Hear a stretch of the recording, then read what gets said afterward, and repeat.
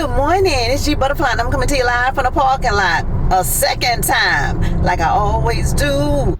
Well, I was getting myself prepared for work this morning, and I was over on Instagram, and there was this young lady who made a post about her salon experience. She said that her salon services were going to cost $200, and she had already said in her mind that she was going to give the young lady a $20 tip.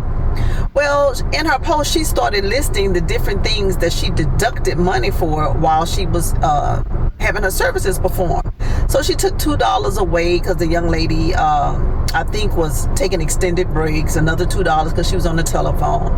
Another $2 because the lady kept asking her what size she wanted when that was already discussed prior to the visit.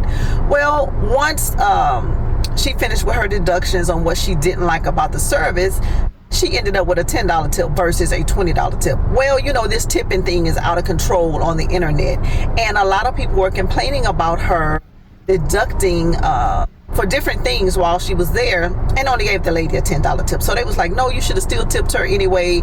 And she came back into the post and said, no, tipping is not guaranteed. Payment for services are guaranteed. Tipping is extra, and people that are providing the service should not expect a tip. They should expect to get paid for the service that they render. Okay, I can understand that. Well, it made me think about my youngest son. Something that happened many, many years ago. My sons are in their 30s. But when my children were younger, I always took them to restaurants where we had to have a napkin, we had to have a waiter.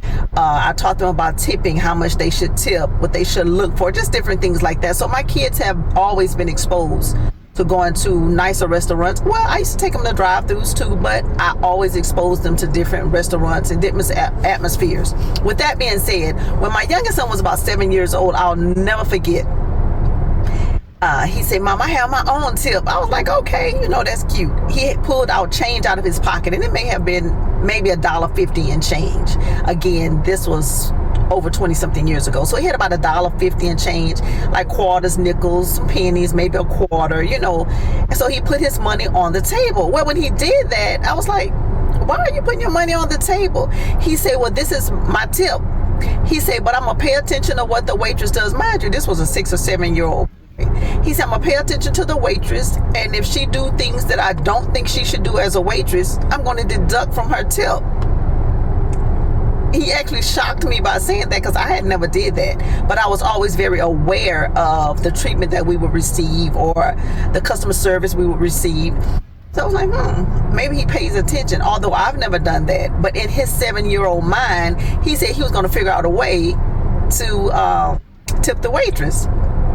But what I noticed, like if they passed by and didn't ask us if we needed, any more water or drinks refilled, anything, he would pull his little 10 cent, put it back in his pocket.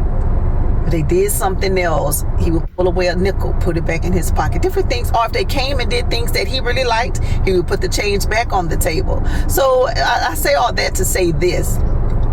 Everybody's going to tip like they want to tip. At the end of our dinner, my son left whatever his change was on the table. He left that, and his intention was to give a tip, but he paid attention to the service he received or did not receive, and that's how he decided how much change he was going to leave on the table. And mind you, my child is still very money conscious, and I can only assume that he tips wherever he goes for good service, but he's very mindful if he feels like he didn't receive good service.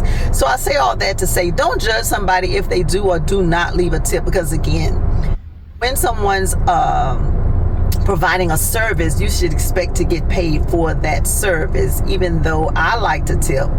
But I do tip depending on how I feel. And you have to realize, everybody always don't have extra money for a tip. They may just have the money for the service that they're receiving.